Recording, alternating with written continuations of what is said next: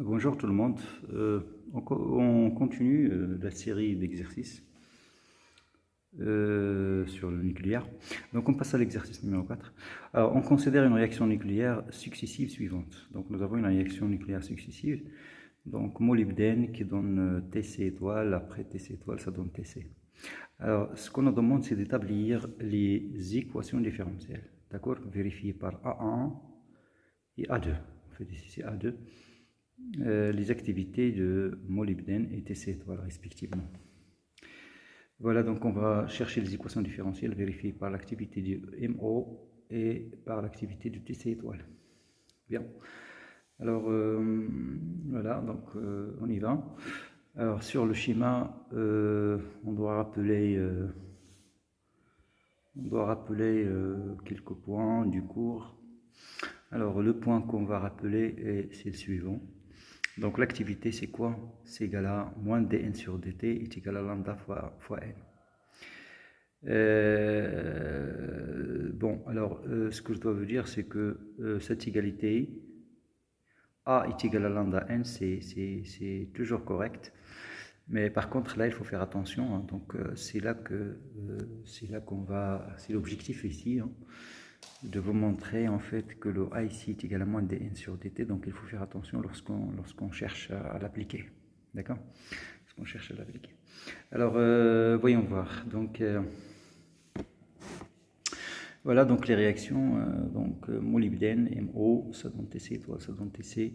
Donc on va imaginer N1 de T, c'est le nombre de moles, le nombre de particules de MO. N2 c'est le nombre de particules ou bien de nucléons, plutôt de noyaux de Tc étoile, et N3 c'est le nombre de noyaux correspondant à Tc. A1, si vous voulez, donc A1 c'est l'activité de MO, d'accord? Et c'est grâce à cette activité que le MO se transforme en Tc.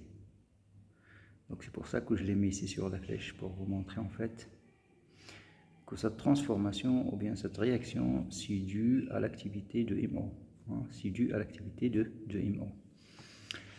Alors par contre A2 c'est l'activité de Tc étoile et c'est elle qui permet de passer de Tc étoile vers Tc. Voilà. Bien. Alors nous, ce qu'on va faire, c'est chercher les équations différentielles vérifiées par A2 et par A1. D'accord? Par contre,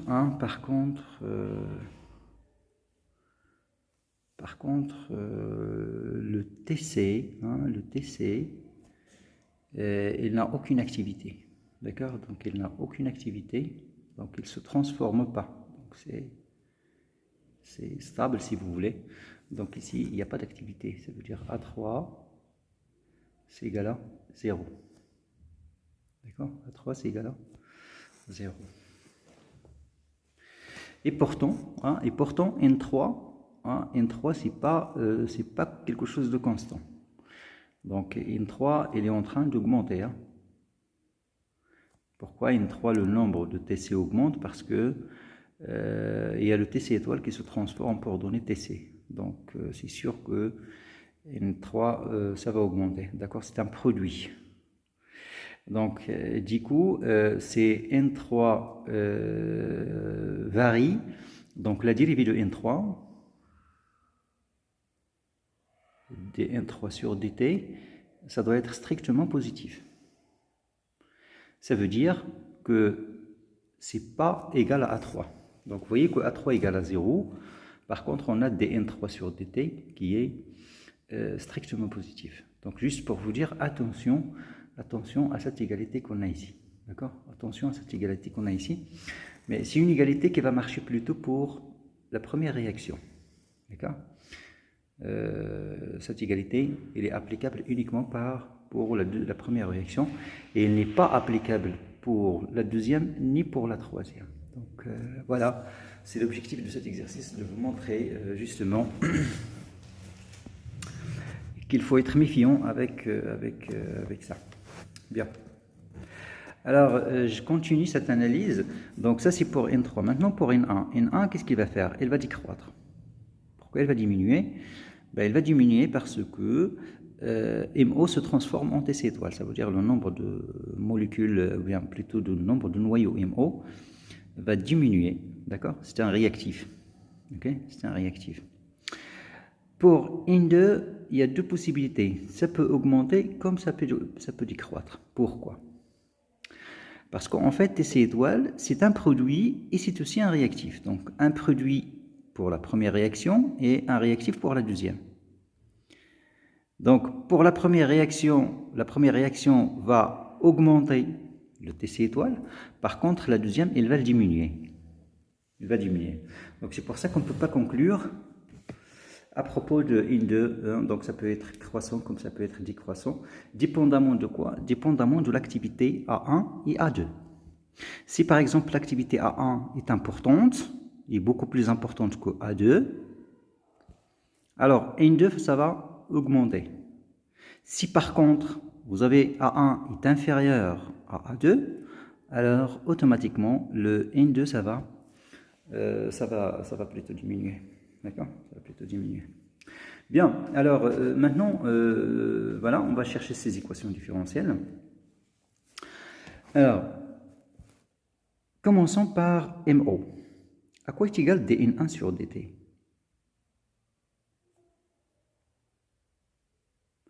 Ben, dN1 sur dt, la variation de N1, c'est dû à quoi?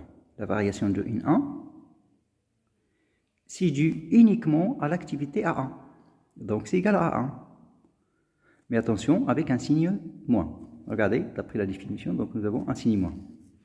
Donc, parce que ici, ici, nous avons MO comme étant un réactif. Hein. Donc, alors, le moins ici, c'est pour un réactif. D'accord? C'est pour un réactif. Très bien. OK. Alors, ça, c'est pour la première réaction. Maintenant, pour N2, à quoi est égal dN2 sur dt?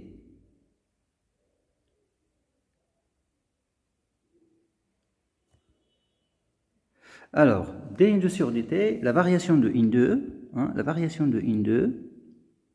elle est due à deux activités. Elle est due à l'activité A1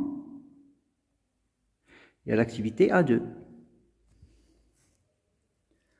Alors, pour A1, TC étoile, c'est quoi? C'est un produit, donc nous avons un plus. Mais pour A2, le TC étoile, c'est un réactif et nous avons un moins. Voilà.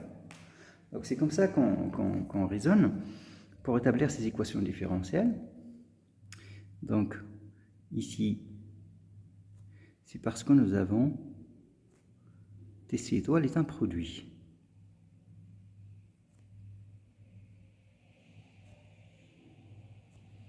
Le moins, c'est parce que TC étoile est un réactif. Donc ici c'est TC, plutôt c'est MO. MO réactif. Bien. Voilà. Maintenant je passe à la troisième. La troisième c'est quoi? C'est dN3 sur dt. C'est pas demandé mais on va le faire. Alors dN3 sur dt, la variation de N3 c'est dû à quoi? C'est dû à l'activité A2. Et donc c'est A2, et puisque nous avons un produit, donc c'est un plus. D'accord? C'est un plus. Donc ici,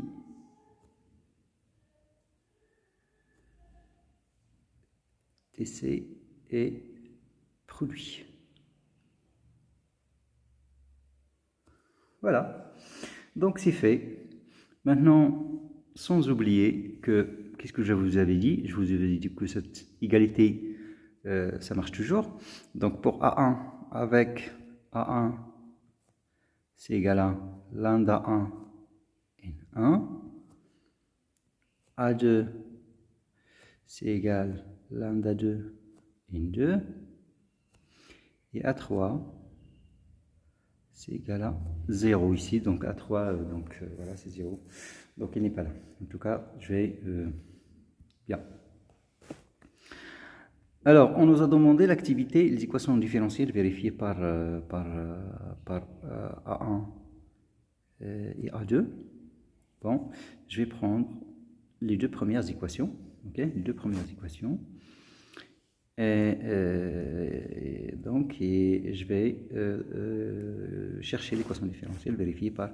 Donc, qu'est-ce que je vais faire? Je vais remplacer N1 par quoi? Par A1 sur lambda 1. Donc, ça va faire 1 sur lambda 1 d de A1 sur d de t. D'accord? N'oubliez pas que lambda 1, c'est une constante. C'est égal à quoi? C'est égal à 1 moins A1. Ok?